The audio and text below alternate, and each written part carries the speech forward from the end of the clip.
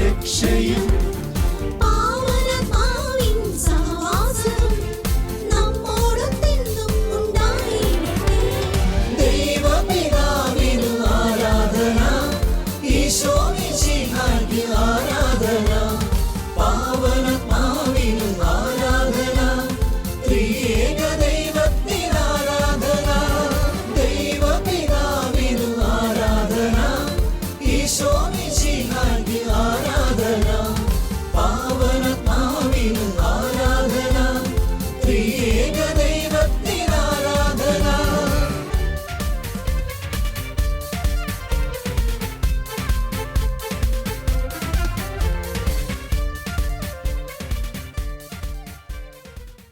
ഈശോ മിശിഹായിൽ ഏറ്റവും സ്നേഹിക്കപ്പെട്ടവരെ, ദൈവവചനം കേൾക്കുമ്പോൾ നമ്മൾ വചനത്തിൽ കേട്ടു പരിശുദ്ധ മറിയം മംഗലവാർത്ത ശ്രവിച്ചു. ഉടനെ തന്നെ പരിശുദ്ധ മറിയം യൂദയായിലെ മലമ്പ്രദേശങ്ങളിലേക്ക് ഇളയമ്മയെ കാണാൻ പോയി എന്ന് നമ്മൾ വായിക്കുകയാണ്. ഇളയമ്മയെ കാണാൻ ചെന്നു, ഇളയമ്മയെ അഭിവാദനം ചെയ്തു. അഭിവാദനം ചെയ്ത അതേ നിമിഷത്തിൽ ഈ ഇളയമ്മ പരിശുദ്ധാത്മാവിൽ നിറഞ്ഞു. ഇളയമ്മയുടെ ഉദരത്തിൽ കിടന്ന കുഞ്ഞ് സന്തോഷത്താൽ കുതിച്ചു ചാടി. ഇതിനെക്കുറിച്ച് വിശുദ്ധ ലൂയി ഡി മോൺഫോർട്ട് പറയുന്ന വിശുദ്ധൻ ഇങ്ങനെ പറയുകയാണ്: ഏതൊരാത്മാവിൽ പരിശുദ്ധ മറിയത്തെ ആദരിക്കുന്നുവോ ആ ആത്മാവിൽ, മറിയത്തെ ആദരിക്കുന്ന ആ ആത്മാവിൽ വളരെ വേഗത്തിൽ പരിശുദ്ധാത്മാവ് കടന്നു വരും. ഏതൊരാത്മാവ് തൻ്റെ ആത്മാവിൽ പരിശുദ്ധ മറിയത്തെ ആദരിക്കുന്നുവോ ആ ആത്മാവിൽ പരിശുദ്ധാത്മാവ് പെട്ടെന്ന് കടന്നു വരും. കാരണം പരിശുദ്ധ മറിയം പരിശുദ്ധാത്മാവിൻ്റെ മണവാട്ടിയാണ്. അപ്പം അതുകൊണ്ട് പരിശുദ്ധാത്മാവിൽ നിറയാൻ ആഗ്രഹിക്കുന്ന ഒരു വ്യക്തി പരിശുദ്ധ മറിയത്തെ കൂട്ടുപിടിക്കണം എന്ന് വിശുദ്ധ ലൂയി ഡി മോൺഫോർട്ട് പറയുകയാണ്. അതിൻ്റെ ബൈബിൾ ഭാഗം ഇതാ: ലൂക്കാസ് സുവിശേഷം 1-ാമത്തെ അധ്യായം 41-ാമത്തെ തിരുലിഖിതം. മറിയത്തിൻ്റെ അഭിവാദനം കേട്ടു.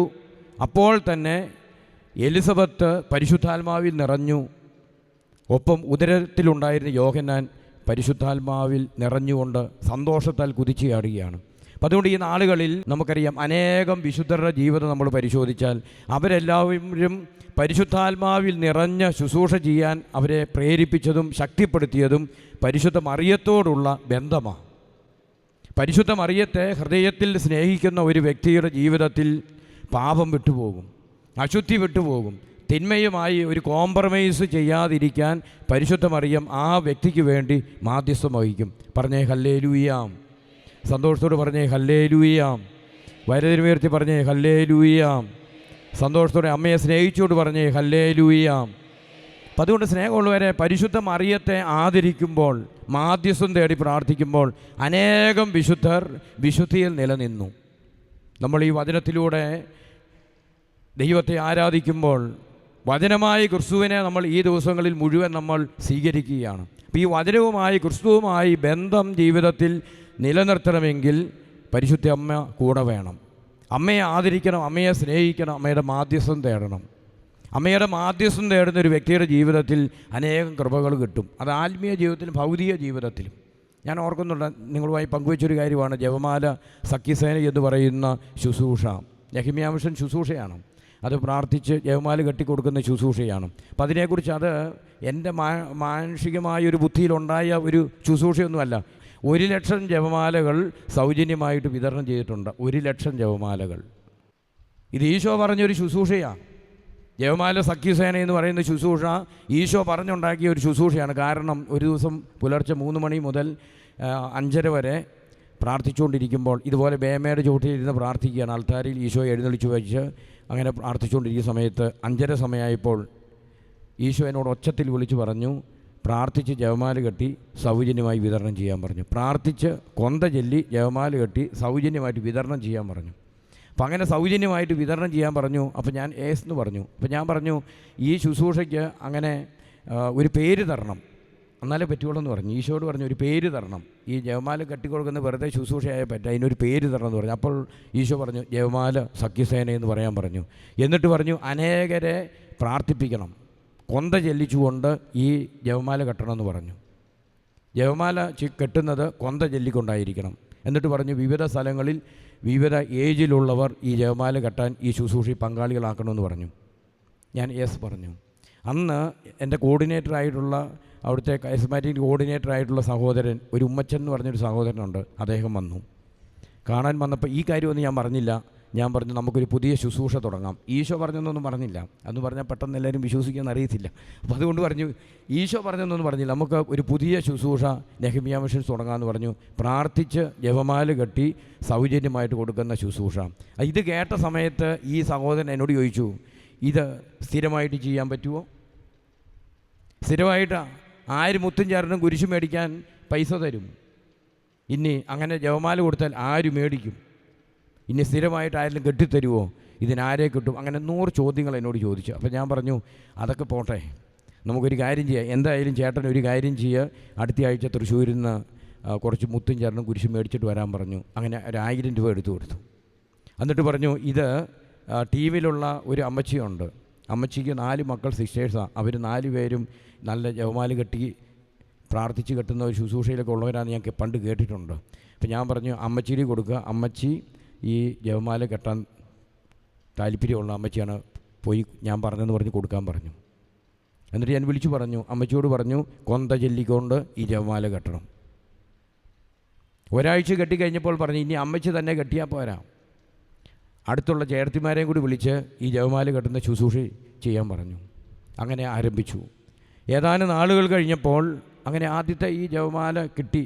ഇത് കൊടുക്കുന്ന മേടിക്കും ആൾക്കാർ, ഇഷ്ടംപോലെ ജപമാലകൾ സിസ്റ്റേഴ്സും അച്ഛന്മാരൊക്കെ കൊടുത്ത് ഇങ്ങനെ ഇരിക്കുകയാണ്. അപ്പോൾ അതുകൊണ്ട് മേടിക്കുക എന്നുള്ള പ്രശ്നമുണ്ട്. ആ സമയത്ത് ഞങ്ങൾ രൂപതയിൽ മറ്റൊരു ശുശ്രൂഷ ആരംഭിച്ചു. അതിതാണ് നെഹെമ്യാ മിഷൻസ് നേതൃത്വത്തിലുള്ള മറ്റൊരു ശുശ്രൂഷ.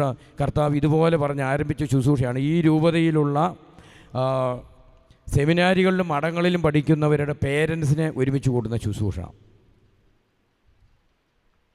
അപ്പോൾ അതിൻ്റെ ആദ്യത്തെ ഒരു മീറ്റിംഗ്, ഒരു വലിയൊരു മീറ്റിംഗ് നടന്നു.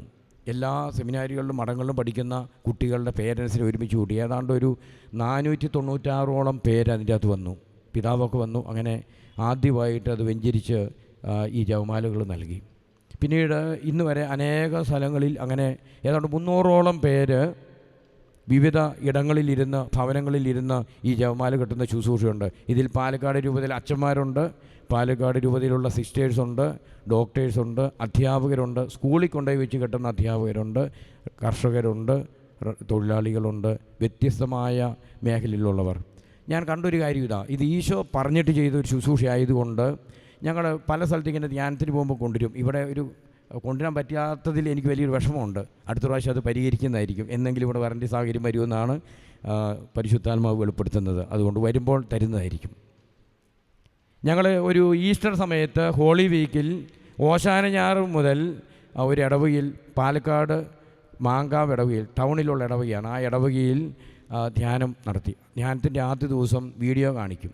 ഇവിടെയൊന്നും സ്ക്രീനൊന്നും വെക്കാൻ പറ്റാത്ത സാഹചര്യം ഉള്ളതുകൊണ്ട് അതൊന്നും കാണിക്കാത്ത ജപമാലയുടെ പ്രസക്തിയെക്കുറിച്ചും അതുപോലെ ഫാത്തിമയിൽ മാതാവ് പ്രത്യക്ഷപ്പെട്ട് ജപമാല ചൊല്ലി പ്രാർത്ഥിക്കണം അതിനെക്കുറിച്ചെല്ലാം പറയുന്ന ഒരു 13 മിനിറ്റ് വീഡിയോ ഉണ്ട്. 2 വീഡിയോ 13 മിനിറ്റ് ഉണ്ട്. അത് കഴിഞ്ഞ് ഈ ജപമാല ആശീർവദിച്ചു കൊടുക്കും. ആരാധന കഴിയുമ്പോൾ ആശീർവദിച്ച് എല്ലാവർക്കും സൗജന്യമായിട്ട് കൊടുക്കും. അങ്ങനെ കൊടുക്കുന്ന സമയത്ത് ഒരു പ്രായമായി അമ്മച്ചി ഇത് മേടിക്കാൻ വന്നു. ഈ അമ്മച്ചി ചോദിക്കുകയാണ് ഒരു ജപമാലയും കൂടി അഡീഷണൽ തരാമോ എന്ന് ചോദിച്ചു. അപ്പോൾ എന്തിനാ അമ്മച്ചി എന്ന് ചോദിച്ചു. അപ്പോൾ അമ്മച്ചി പറഞ്ഞു എൻ്റെ മകള് ഒരു ഓപ്പറേഷൻ, 2 ഡിസ്കിനും കംപ്ലൈൻ്റായി ഓപ്പറേഷന് എറണാകുളത്ത് അമൃത ഹോസ്പിറ്റലിൽ പറഞ്ഞിട്ട് 2 മാസത്തെ അവധി ഉള്ളതുകൊണ്ട് വീട്ടിൽ വന്ന് 2 മാസമായിട്ട് ബെഡ് റിഡനായിട്ട് കിടക്കുക, ട്രാക്ഷൻ ഇട്ട് കിടക്കുക എന്ന് പറഞ്ഞു. എന്നിട്ട് പറഞ്ഞു ഈസ്റ്റർ കഴിയുന്ന ആ ചൊവ്വാഴ്ച ഓപ്പറേഷനാണ്, അതുകൊണ്ട് ഈസ്റ്റർ കഴിയുന്ന അന്ന് ഞായറാഴ്ച വൈകുന്നേരം ആശുപത്രിയിൽ പോകും, അത് കഴിഞ്ഞ് ചൊവ്വാഴ്ച ഓപ്പറേഷൻ, 2 ഡിസ്ക് റീപ്ലേസ് ചെയ്യുന്ന ഒരു വലിയ ഒരു ഓപ്പറേഷനാണെന്ന് പറഞ്ഞു. അപ്പോൾ ഇത് കൊടുക്കുന്ന സമയത്ത് ഈ അമ്മച്ചിയോട് പറഞ്ഞു, അമ്മച്ചി ഈ ജപമാല കൊണ്ടുപോയി അവളുടെ ഇന്ന് കൊടുത്തിട്ട് ഇന്ന് തന്നെ ഒരു ജപമാല ചൊല്ലി പ്രാർത്ഥിക്ക്, മാതാവ് ഇടപെടുമെന്നൊന്ന് പറഞ്ഞേക്കാൻ പറഞ്ഞു. ഈ അമ്മച്ചി ഏതാണ്ട് ഒരു 10 മണി സമയമായപ്പോൾ വീട്ടിൽ ചെന്നു. ഇവൾ കിടന്നുറക്കുക. ഉറങ്ങിയവളെ വിളിച്ചേൽപ്പിച്ചിട്ട് പറഞ്ഞു, ഇത് പള്ളിയിൽ നിന്ന് അച്ഛൻ തന്നു വിട്ട ജപമാലയാണ്, ഇത് ഉപയോഗിച്ച് ഇന്ന് തന്നെ നീ പ്രാർത്ഥിക്കണം, മാതാവ് ഇടപെടുമെന്ന് പറയാൻ പറഞ്ഞെന്ന് പറഞ്ഞു. ഇവൾ കൊന്ത ചൊല്ലി അങ്ങനെ കിടന്നുറങ്ങി. പിറ്റേ ദിവസം വൈകുന്നേരം ഒരു സാക്ഷിയുമായി ഈ അമ്മച്ചിയും മകളും വരികയാണ്. സാക്ഷ്യം പറയാൻ വന്നിരിക്കുക. എന്താ സംഭവം എന്നറിയാമോ? ഇവളിങ്ങനെ പ്രാർത്ഥിച്ച് കിടന്നുറങ്ങി. പിറ്റേ ദിവസം പുലർച്ചെ രാവിലെ 2:45 സമയത്ത് പരിശുദ്ധ മറിയം അടുത്ത് വന്നിട്ട് വിളിച്ചേൽപ്പിച്ചു. ഇവളെ തോണ്ടി വിളിച്ചേൽപ്പിച്ചു. എന്നിട്ട് ഇവൾ കണ്ണു തുറന്ന് നോക്കുമ്പോൾ പരിശുദ്ധ മറിയം അടുത്ത് നിൽക്കുക. എന്നിട്ട് ഇവൾ പറഞ്ഞൊരു കാര്യം ഇതാണ്. പരിശുദ്ധ അമ്മ അവളോട് പറഞ്ഞു, നീ ഇപ്പം ജപമാല ചെല്ല്, നിനക്ക് സൗഖ്യം തരാം. നീ ഇപ്പം ജപമാല ചെല്ല്, നിനക്ക് സൗഖ്യം തരാം. എന്നിട്ട് പറഞ്ഞു, നിനക്ക് പള്ളിയിൽ നിന്ന് ജപമാല ഇവിടെ കൊണ്ടുവന്ന് തന്നത് ഞാനാണെന്ന് പറഞ്ഞു. ഞാനാണ് നിനക്കിവിടെ കൊണ്ടുവന്ന് തരിയിച്ചത്, വേറെ ആരുമല്ല. അതുകൊണ്ട് നീ ഇപ്പം ജപമാലയെല്ലാം പറഞ്ഞു, നിനക്ക് സൗഖ്യം തരാം എന്ന് പറഞ്ഞു. അങ്ങനെ ഇവൾ ജപമാല ആരംഭിച്ചു. പരിശുദ്ധ മറിയം അപ്രത്യക്ഷയായി. ഇവൾ ജപമാല ചൊല്ലി. അത് കഴിഞ്ഞ് ഇവൾ കിടന്നുറങ്ങി. 5 മണിയായപ്പോൾ പെട്ടെന്ന് ഇവളുടെ ഉറക്കം തെളിഞ്ഞു. ഉറക്കം പോയി. ഇവൾ നോക്കുമ്പോൾ ഇവളുടെ ശരീരത്തിൽ യാതൊരു വേദനയില്ല. അതുവരെ അതിശക്തമായ വേദനയുണ്ട്. ഇവൾ പെട്ടെന്ന് കാലൊക്കെ അനക്കി നോക്കി, ട്രാക്ഷൻ ഇട്ട് കിടക്കുക. അനക്കി നോക്കുമ്പോൾ ഒരു കുഴപ്പമില്ല. ട്രാക്ഷൻ എടുത്ത് മാറ്റി. അവൾ എന്നിട്ട് കിടന്നുകൊണ്ട് തന്നെ കാല് മടക്കുകയും നൂർക്കുകയൊക്കെ ചെയ്തെന്ന് പറഞ്ഞു. ഒരു കുഴപ്പമില്ല. അത് കഴിഞ്ഞ് അവൾ കട്ടിലെ ഏറ്റിരുന്നു. ഒരു കുഴപ്പമില്ല. ഏറ്റ് നിന്നു. ഒരു കുഴപ്പമില്ല. കുറച്ച് നടന്നു. 5-6 സ്റ്റെപ്പ് വെച്ചു. ഒരു കുഴപ്പമില്ല. അവൾ ഇരിക്കുകയും ഏൽക്കുകയും ചെയ്തെന്നാണ് പറഞ്ഞത്. അവൾ എന്നിട്ട് അമ്മയെ പോയി വിളിച്ചേൽപ്പിച്ചിട്ട് പറഞ്ഞു, ഇങ്ങനെ എനിക്ക് സൗഖ്യം കിട്ടി. ഓപ്പറേഷൻ കൂടാതെ പരിശുദ്ധ മറിയം ഇടപെട്ടു. പറഞ്ഞേ ഹല്ലേലൂയാം. സന്തോഷത്തോടെ പറഞ്ഞേ ഹല്ലേലൂയാം. യേശുവേ നന്ദി. കാനായിൽ ആ കുടുംബത്തിൻ്റെ പ്രശ്നത്തിൽ ഇടപെട്ട പരിശുദ്ധ മറിയം ഇന്ന് നമ്മുടെ ജീവിതത്തിൻ്റെ പ്രശ്നങ്ങളിൽ ഇടപെടും. പറഞ്ഞേ ഹല്ലേലൂയാം. സന്തോഷത്തോടെ പറഞ്ഞേ ഹല്ലേലൂയാം. സ്നേഹമുള്ളവരെ, ഇത് ഇന്നും നടന്നുകൊണ്ടിരിക്കുന്ന ഒരു സംഭവമാണ്. പരിശുദ്ധ മറിയത്തെ കൂട്ടുപിടിച്ചാലും മാധ്യസ്ഥം തേടിയാലും നിൻ്റെ ജീവിത പ്രശ്നങ്ങൾക്ക് ഉത്തരം നൽകും. ഏതാനും വർഷങ്ങൾക്ക് മുമ്പ് മനോരമയുടെ റിയാലിറ്റി ഷോയുണ്ട്. മ്യൂസിക്കൽ റിയാലിറ്റി ഷോ എന്ന് പറഞ്ഞാൽ അങ്ങനെ ഒരു മ്യൂസിക്കൽ ചാനലിൽ ഒരു റിയാലിറ്റി ഷോ നടന്നു. അതിൻ്റെ അകത്ത് മ്യൂസിക്കൽ റിയാലിറ്റി ഷോ ആയതുകൊണ്ട് അതിൻ്റെ അകത്ത് ഈ അനേകം പാട്ടുകാരെ കൊണ്ടുവന്ന് പാട്ട് പാടിക്കുകയാണ്. അപ്പം അങ്ങനെ പാട്ട് പാടി അവസാന റൗണ്ടിൽ ഒരു സെലിൻ ജോസ് എന്ന് പറയുന്ന ഒരു പെൺകുട്ടിക്ക് ഫസ്റ്റ് പ്രൈസ് കിട്ടി. സെലിൻ ജോസ് എന്ന് പറയുന്ന പെൺകുട്ടി, അവൾക്ക് ശരിക്കും പറഞ്ഞാൽ ഫൈനൽ റൗണ്ടിൽ ഏറ്റവും പുറകിൽ കിടന്നവൾ അവൾ ഫസ്റ്റ് പ്രൈസ് മേടിച്ചു. 50 ലക്ഷത്തിൻ്റെ ഒരു ഫ്ലാറ്റ് മേടിച്ചു, സമ്മാനമായിട്ട് കിട്ടി. അപ്പോൾ ഇതിനെക്കുറിച്ച് ഒരു ഇൻ്റർവ്യൂ നടത്തി. ഇത് കഴിഞ്ഞപ്പോൾ തന്നെ ഇൻ്റർവ്യൂ, നീ ഏറ്റവും പുറകിലായിരുന്നു, നീ എങ്ങനെ മുമ്പിൽ വന്നു? അപ്പോൾ ഇവൾ പറഞ്ഞൊരു കാര്യം ഇതാണ്. ഇവൾ പറഞ്ഞു, ഞാൻ കല്യാണം കഴിച്ച് ഭർത്താവിൻ്റെ വീട്ടിൽ വന്ന് കയറിയപ്പോൾ എൻ്റെ അമ്മായിയമ്മ എൻ്റെ നെറ്റിയിൽ ഒരു ജപമാല വെച്ച് ജപമാലയുടെ കുരിശ് ഉപയോഗിച്ച് കുരിശ് വരച്ചു. അത് കഴിഞ്ഞ് വീട്ടിലേക്ക് കയറ്റി നിർത്തിയിട്ട് പറഞ്ഞു, ഈ ജപമാല പുതിയത് മേടിച്ച് വെഞ്ചരിച്ച് 100 ജപമാല ഞാൻ ചൊല്ലി നിനക്ക് വേണ്ടി, എന്നിട്ടാണ് നിൻ്റെ നെറ്റിയിൽ കുരിശ് വരച്ചത്. അതുകൊണ്ട് നീ ഈ ജപമാല നിൻ്റെ കയ്യിൽ നിരന്തരം സൂക്ഷിക്കണം. ഈ ജപമാല ഉപയോഗിച്ച് നീ നിരന്തരം ജപമാല ചൊല്ലി പ്രാർത്ഥിക്കണം, പരിശുദ്ധമ്മയെ വിളിച്ച് പ്രാർത്ഥിക്കണം എന്ന് പറഞ്ഞു.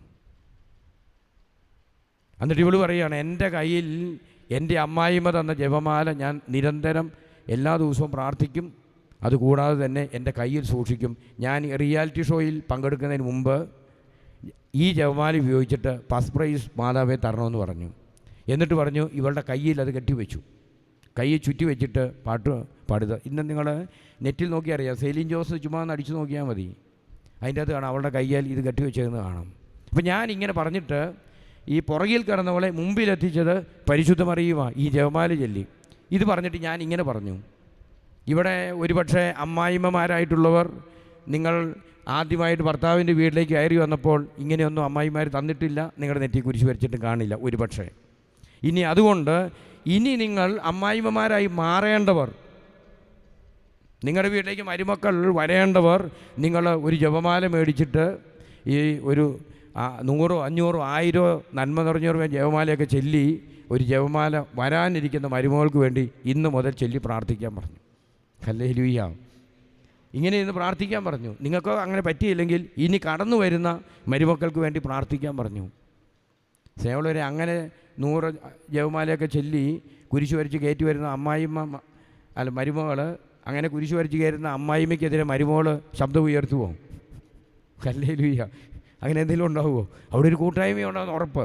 ഇപ്പം ഞാനിങ്ങനെ പറഞ്ഞ് അനേകരെ ഉത്ബോധിപ്പിച്ചു. അതുകൊണ്ട് ഇങ്ങനെ നിങ്ങൾ ചെയ്യണമെന്ന് പറഞ്ഞു. എന്ത് സംഭവിച്ചു എന്നറിയാമോ?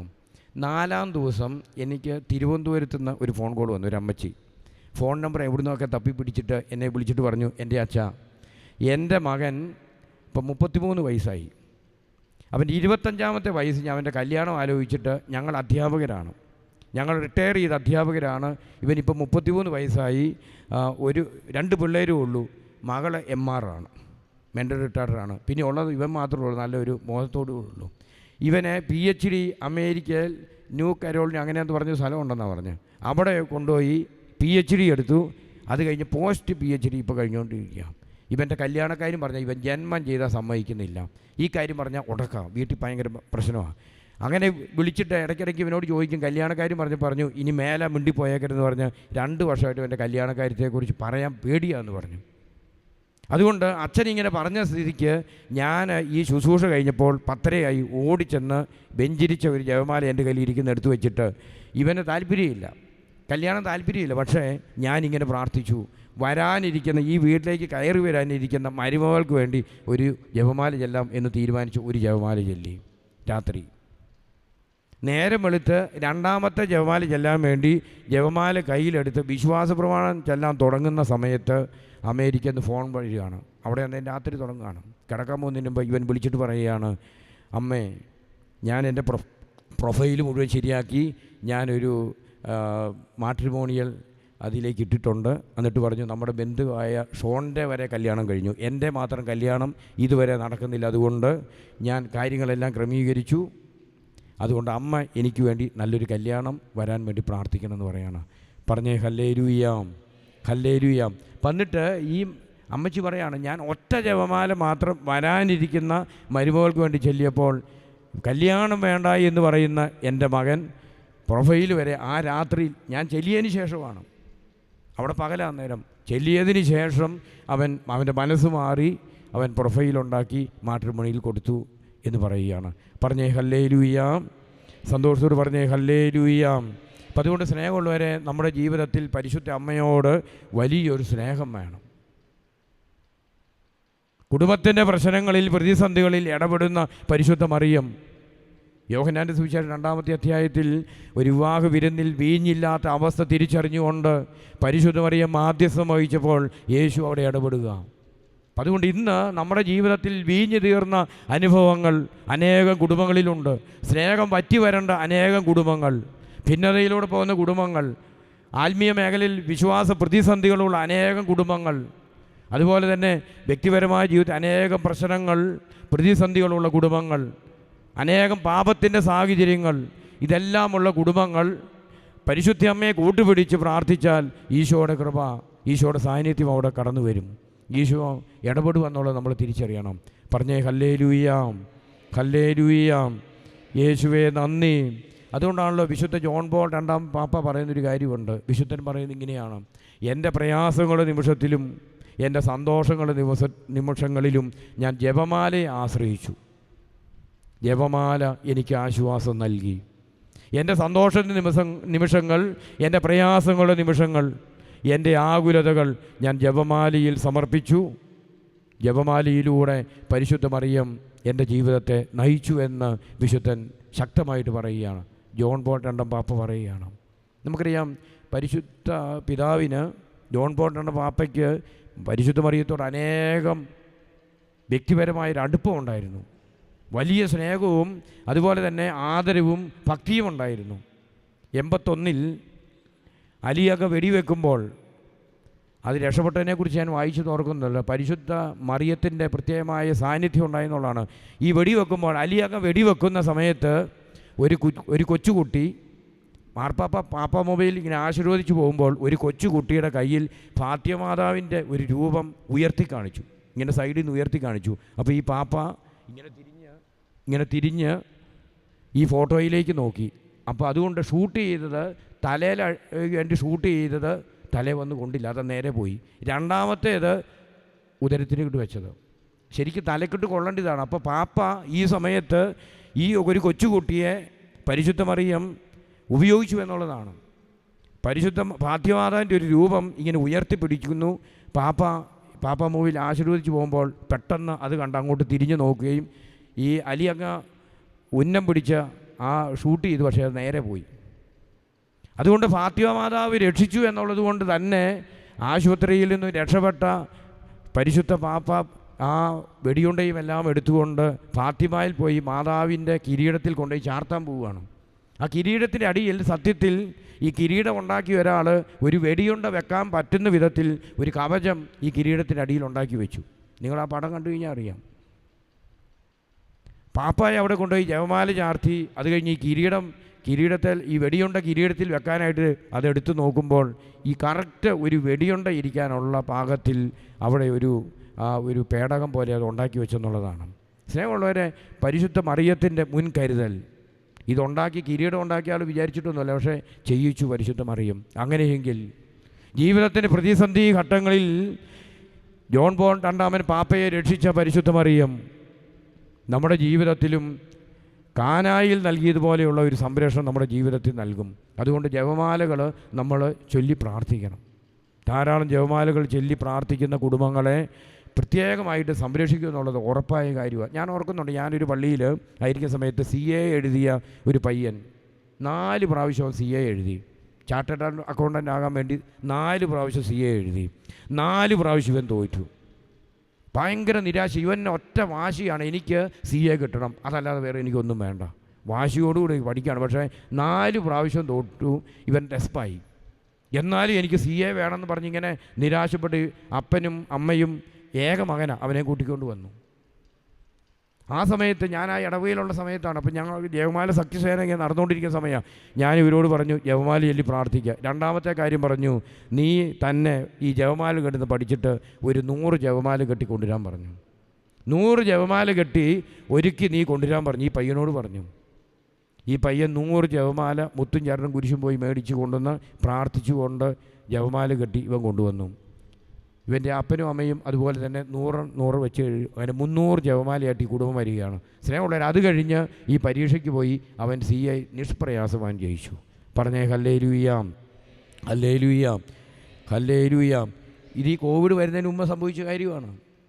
കോവിഡ് വരുന്നതിന് 1 വർഷം മുമ്പ് സംഭവിച്ച കാര്യമാണ്. ഇവനതിനുശേഷം CA കിട്ടി അവന് ഒരു പാതിരാത്രി റിസൾട്ടെല്ലാം വന്ന സമയത്ത് അയച്ചു തന്നത് ഞാൻ ഓർക്കുകയാണ്. പരിശുദ്ധ അമ്മ അവനെ സഹായിച്ചു എന്നവൻ പറയുക. പരിശുദ്ധമ്മയുടെ ജപമാല സഖ്യസേന ശുശ്രൂഷയിൽ പ്രാർത്ഥിച്ച് ജപമാല കെട്ടുന്ന ആ ശുശ്രൂഷയിൽ പങ്കാളിയായപ്പോൾ അവൻ്റെ ബുദ്ധി തെളിഞ്ഞു എന്നവൻ പറയുക. അവൻ്റെ ബുദ്ധി തെളിഞ്ഞു, അവൻ്റെ ഭയം വിട്ടുപോയി, ആകുലത വിട്ടുപോയി, പരീക്ഷ പേടി വിട്ടുപോയി, പഠിച്ചത് ഓർമ്മിക്കാനായിട്ട് വളരെയധികം കൃപ നൽകിയെന്നവൻ പറയുകയാണ്. പറഞ്ഞേ ഹല്ലേലൂയാം, ഹല്ലേലൂയാം. അതുകൊണ്ട് നമ്മുടെ മുമ്പിൽ അനേകം സാക്ഷ്യങ്ങൾ ഇതുപോലെ നിൽക്കുക, അനേകം സാക്ഷ്യങ്ങൾ. പരിശുദ്ധ അമ്മയെ നമ്മൾ കൂട്ടുപിടിക്കണം. കുടുംബങ്ങൾ തകരരുത്, കുടുംബ ബന്ധങ്ങൾ തകരരുത്, കുടുംബ ബന്ധങ്ങൾ തകരരുത്. ഒരു കാര്യം കൂടി പറഞ്ഞിട്ട് അവസാനിപ്പിക്കാം. ഒരു പെട്ടെന്നിങ്ങനെ ജപമാല ചൊല്ലി ഉണ്ടായ ഒരു സംഭവം പറയാം. എൻ്റെ അക്രൈസ്തവ കുടുംബം. ഒരു ദിവസം ഞാൻ എൻ്റെ പള്ളിയിലായിരിക്കുന്ന സമയത്ത്, ഞാൻ പള്ളി വികാരിയായിരിക്കുന്ന സമയത്ത്, ഒരു 5:30 സമയത്ത് ആ പള്ളിയിൽ ആദ്യ വെള്ളിയാഴ്ച ശുശ്രൂഷ എല്ലാ മാസവും നടക്കുന്നതാണ്. ഒരു ചേട്ടത്തി അനിയത്തിയും ഒരു കൈക്കുഞ്ഞിനെ പിടിച്ചുകൊണ്ട് വരികയാണ്. അനിയത്തിയുടെ കയ്യിൽ ഒരു കൈക്കുഞ്ഞുണ്ട്, ഉണ്ടായിട്ട് ഏതാണ്ട് 3 മാസം പ്രായമുള്ള കൊച്ചുണ്ടായിട്ട്. ഈ ചേട്ടത്തി അനിയത്തിയും കൂടി വന്ന് വലിയൊരു സങ്കടം എന്നോട് പറയുകയാണ്. ഈ അനിയത്തിയുടെ ഭർത്താവിന് ഒരു തുണിക്കടയുണ്ട്. ഈ തുണിക്കടയിലെ ഒരു സ്റ്റാഫുമായിട്ട് ഭയങ്കര പ്രണയം. അപ്പോൾ പ്രണയം മൂത്ത് ഇവൻ പിന്നീട് വീട്ടിൽ വന്നു കഴിഞ്ഞാൽ വീട്ടിൽ നിന്ന് ഭക്ഷണം കഴിക്കില്ല, ലേറ്റായിട്ട് വരും, മൊബൈലില്ല, എപ്പോഴും മൊബൈലില്ല, നേരത്തെ ഇറങ്ങിപ്പോൾ. അങ്ങനെ ഈ കുടുംബം ഒരു ഡൈവോഴ്സിൻ്റെ വക്കീലെത്തി ഇങ്ങനെ നിൽക്കുകയാണ്. അപ്പോൾ ആങ്ങളമാരോട് പറഞ്ഞു, ഇങ്ങനെ ഒരു പ്രണയമുണ്ട് വീട്ടിൽ. ആങ്ങളമാരോട് പറയാം, വീട്ടിൽ വന്ന ഭക്ഷണം കഴിക്കില്ല, എന്തോ പ്രശ്നമുണ്ട് ഇവന്. അത് വാച്ച് ചെയ്യാൻ പറഞ്ഞപ്പോൾ ഈ കടയിൽ പോയി അവനറിയാതെ പരിസരത്ത് ഇന്ന് വാച്ച് ചെയ്യുമ്പോഴാണ് അറിയുന്നത് ഇങ്ങനെ ഒരു ബന്ധമുണ്ട്. മറ്റ് ലേഡി സ്റ്റാഫുമായിട്ടും എല്ലാം ചോദിച്ചു കഴിഞ്ഞ് പറഞ്ഞു, ഇവനിപ്പം ഒരു ലേഡി സ്റ്റാഫുമായിട്ട് ഭയങ്കര ബന്ധമാണെന്ന് പറഞ്ഞു. അതുകൊണ്ട് പ്രണയം മൂത്തു, അതുകൊണ്ട് വലിയ പ്രതിസന്ധിയാണ്. അതുകൊണ്ട് ആങ്ങളമാർ ഉപദേശിച്ചു, ഈ പ്രണയം ഇങ്ങനെ നിൽക്കുന്നത് കൊണ്ട് നീ ഒരു കാര്യം ചെയ്യ്, നീ കടയിൽ പോകാൻ പറഞ്ഞു. മൂത്ത കുട്ടിയെ സ്കൂളിൽ വിട്ടിട്ട് ഈ കൈക്കുഞ്ഞിനെ പിടിച്ചുകൊണ്ട് കടയിൽ പോയി നിൽക്കാൻ പറഞ്ഞു. അങ്ങനെ ഇവൾ കടയിൽ പോകാൻ തുടങ്ങി. കടയിൽ ചെല്ലുമ്പോൾ ഇവൾ ചെന്ന് കഴിയുമ്പോഴത്തേക്കും ഈ കെട്ടിയവൻ പെട്ടെന്ന് വണ്ടി എടുക്കും, എന്നിട്ട് എറണാകുളത്തിന് പർച്ചേസിന് പോകണം, അതുകൊണ്ട് നീ വരാൻ പറഞ്ഞ് അവളെ ഇവളുടെ കാങ്ക തന്നെ കയറ്റിക്കൊണ്ട് പോവുകയാണ്. അത് ഇവൾക്ക് ഭയങ്കര വിഷമമായി. അങ്ങനെ ഈ പ്രണയം മൂത്ത് എന്ത് ചെയ്തിട്ടും അതിന് ആങ്ങളമാരെ അവസാനം പേടിപ്പിച്ചു, അവനെ ഭീഷണിപ്പെടുത്തി, അവൻ കൂട്ടാക്കിയില്ല. അങ്ങനെ എല്ലാം പരാജയപ്പെട്ട് നിൽക്കുന്ന സമയത്ത് ഞാൻ നേരത്തെ പറഞ്ഞ ഈ CA പഠിച്ച് കിട്ടിയ കുട്ടിയുടെ കുടുംബമുണ്ട്, അവരുടെ വീടിൻ്റെ പരിസരത്താണ്. അവർ പറയുക, ഒരു കാര്യം ചെയ്യുക, പള്ളിയിൽ പോ, അച്ഛനെ പോയി കണ്ട് പ്രാർത്ഥിക്കുക. അങ്ങനെ ഇവർ രണ്ടും ഈ കൊച്ചിനെയായിട്ട് വന്നിരിക്കുകയാണ്. അപ്പോൾ ഞാൻ ഇവരോട് എനിക്ക് പറയാൻ ഒറ്റ കാര്യമുള്ളൂ, യേശുവിൽ വിശ്വസിക്കണം. യേശുവിൽ വിശ്വസിച്ച് യേശുവിനെ സ്നേഹിച്ച് യേശുവിനോടുള്ള സ്നേഹത്തിൽ നിങ്ങൾ നിന്നാൽ നിങ്ങളുടെ ഈ പ്രശ്നം പരിഹരിക്കപ്പെടുമെന്ന് പറഞ്ഞു. ഇതെല്ലാം കഴിഞ്ഞ് അങ്ങനെ അവർ മുട്ടുകുത്തി അങ്ങനെ പ്രാർത്ഥിച്ച് ഞാൻ ഈ സമയത്ത് പരിശുദ്ധ അമ്മയ്ക്ക് ഇവരെ സമർപ്പിച്ചു. പരിശുദ്ധ അമ്മയ്ക്ക് സമർപ്പിച്ചിട്ട് ഇവരോട് ഈ പ്രാർത്ഥനയല്ല, ഇവർ പറയുകയാണ് പ്രണയം വിട്ടുപോകണം. ഇവരെന്നോട് പറയുന്നത് ഭർത്താവിൻ്റെ പ്രണയം വിട്ടുപോകണം. ഞാൻ പറഞ്ഞു, ഭർത്താവിൻ്റെ പ്രണയം വിട്ടുപോയാലും ശരി, ഈ പെണ്ണ് അവിടെ നിൽക്കുന്നിടത്തോളം കാലം പ്രണയം വിടും, പക്ഷേ പിന്നെയും ഈ 2000 സ്ക്വയർ ഫീറ്റ് അങ്ങോട്ടും ഇങ്ങോട്ടും തട്ടിമുട്ടി നടന്നു കഴിഞ്ഞാൽ ഇത് പിന്നെ ഉണ്ടാവും. അവളവിടെ നിൽക്കാൻ പറ്റില്ല. അതുകൊണ്ട് നമുക്ക് ഇവിടുന്ന് വിട്ടുപോകാൻ വേണ്ടി പ്രാർത്ഥിക്കാമെന്ന് പറഞ്ഞു. പ്രണയം പോകണം, ഇവൾ കടയിൽ നിന്ന് വിട്ടു പോകണമെന്ന് പറഞ്ഞു. അതിനുവേണ്ടി പ്രാർത്ഥിക്കാൻ പറഞ്ഞു. അങ്ങനെ പ്രാർത്ഥിച്ച് പരിശുദ്ധ മറിയത്തിന് സമർപ്പിച്ചു. എന്നിട്ട് ഇവർ ഏറ്റു കഴിഞ്ഞപ്പോൾ ഈ ജപമാല സഖ്യസേനയെ കെട്ടിയ ജപമാല കൊടുത്തു. ഞാൻ ഇങ്ങനെ പറഞ്ഞു, ഓരോ മുത്തും എടുത്തിട്ട് പരിശുദ്ധ അമ്മയെ സഹായിക്കണേ, പരിശുദ്ധ അമ്മയെ സഹായിക്കണേ, പരിശുദ്ധ അമ്മയെ സഹായിക്കണേ, ഇങ്ങനെ പറഞ്ഞ് മാത്രം പ്രാർത്ഥിച്ചോളാൻ പറഞ്ഞു. എന്നിട്ട് പോകുന്ന വഴിക്ക് പള്ളിയുടെ പുറത്തുള്ള ഗ്രോട്ടയുണ്ട്, അവിടെ പോയിട്ട് പരിശുദ്ധ അമ്മയുടെ അടുത്ത് നിന്ന് ഈ ഒരു റൗണ്ട് കൊന്ത പിടിച്ചിട്ട് പരിശുദ്ധ അമ്മയെ സഹായിക്കണമേ എന്ന് പറഞ്ഞ് അങ്ങനെ പ്രാർത്ഥിക്കാൻ പറഞ്ഞു. 59 മുത്തല്ലേ ഉള്ളത്. അങ്ങനെ പറഞ്ഞ് പ്രാർത്ഥിക്കാൻ പറഞ്ഞു. ഇവരിങ്ങനെ പ്രാർത്ഥിച്ചു. മൂന്നാം ദിവസം വൈകുന്നേരം ഞാൻ ധോണി ധ്യാന കേന്ദ്രത്തിൽ ഒരു ടോക്കിന് വേണ്ടി പോകുന്ന സമയത്ത് വണ്ടി ഓടിച്ചു പോകുമ്പോൾ ഫോൺ വരികയാണ്. അപ്പോൾ ഞാൻ വണ്ടി സൈഡിൽ നിർത്തി, തെരിതെരെ വിളിക്കുന്നുണ്ട്. ഈ ഫോൺ എടുത്തു, നിർത്തിയിട്ട് വിളിച്ചപ്പോൾ നന്ദി പറയാൻ വരട്ടെന്ന് ചോദിച്ചു. വൈകുന്നേരം 5 മണി സമയമാണ്. നന്ദി പറയാൻ വരിക ഞങ്ങളാന്ന് പറഞ്ഞു. എനിക്ക് മനസ്സിലായില്ല. അപ്പോൾ ഞാൻ ആരാന്ന് ചോദിച്ചു. പറഞ്ഞു, ഞങ്ങൾ മിനിങ്ങാന്ന് വന്നവരാന്ന് പറഞ്ഞു. എന്നിട്ട് പറയുകയാണ്, ഞങ്ങൾ അങ്ങനെ ആ ദിവസം ഇരുന്ന് പ്രാർത്ഥിച്ചു. 2-ാം ദിവസം പ്രാർത്ഥിച്ചു. 3-ാം ദിവസം രാവിലെ കടയിൽ ചെല്ലുമ്പോൾ ഈ പെണ്ണ് വന്ന് ഭർത്താവിനോട് പറയാമെന്ന് പറഞ്ഞു, ഞാൻ ഇനി ഇവിടെ നിന്നാൽ ശരിയാകില്ല, അതുകൊണ്ട് ഞാൻ തിരുപ്പൂർക്ക് പോവുക എന്ന് പറഞ്ഞു. ഇവിടുത്തെ പണി അവസാനിച്ച് തിരുപ്പൂർക്ക് പോവുക. സത്യത്തിൽ തിരുപ്പൂർ എവിടെയാണെന്നറിയാമോ? തമിഴ്നാട്ടിലാണ്. സ്റ്റേറ്റ് വിട്ട് വരെ അവൾ വിട്ടുപോയി. കേരള സ്റ്റേറ്റ് വിട്ട് തമിഴ്നാട്ടിലെത്തി എന്നുള്ളതാണ്. അതോടുകൂടി ആ പ്രണയം തീർന്നു, ആ പ്രശ്നങ്ങൾ പരിഹരിക്കപ്പെട്ടു, പരിശുദ്ധമായി ഇടപെട്ടു എന്നുള്ളതാണ്. പറഞ്ഞേ ഹല്ലേലൂയ, സന്തോഷത്തോട് പറഞ്ഞേ ഹല്ലേലൂയ.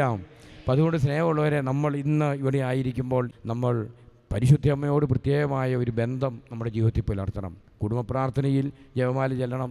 പേഴ്സണലായിട്ട് അനേകം ജപമാലകൾ ചെല്ലാൻ, പരിശുദ്ധ അമ്മയെ സ്നേഹിക്കാൻ നമ്മൾ പ്രത്യേകമായി താല്പര്യമെടുക്കണം. അങ്ങനെ താല്പര്യമെടുത്താൽ നമ്മുടെ ജീവിതത്തിൽ പരിശുദ്ധ അമ്മ ശക്തമായിട്ട് ഇടപെടും. നമ്മുടെ കുടുംബങ്ങൾ അനുഗ്രഹിക്കപ്പെടും. കുടുംബത്തിൽ ദൈവകൃപയുണ്ടാകും, പരിശുദ്ധാത്മാവിൻ്റെ സാന്നിധ്യമുണ്ടാകും.